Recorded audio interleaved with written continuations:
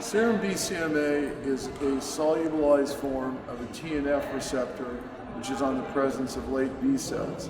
Since myeloma is a cancer of late B cells, patients with myeloma have elevated levels of BCMA. And we've shown over the last several years that these levels are prognostic, that is, the higher the level, the worse the patient does.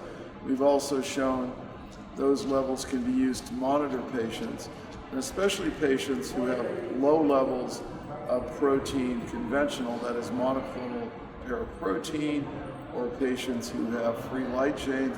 You can track these patients' disease now with serum BCMA. But importantly, this marker turns over every day, unlike the conventional monoclonal protein used to follow myeloma, which turns over every month. So using this new marker, we can determine changes in clinical status, that is, the patient's worsening or doing better, in not many weeks, but just in a day or two. This has profound implications for treating the patient because, indeed, you can change therapy before the patient gets ill.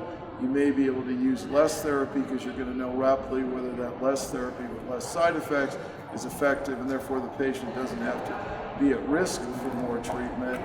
Those are important breakthroughs. This marker is also very useful for patients with a variety of other related disorders, such as CLL, as well as determining who is at risk with MGUS or smoldering myeloma to become activated. So I think over the next few months and the next few years, this marker will be widely used to track myeloma patients, both in the clinical trial setting and the routine clinical setting.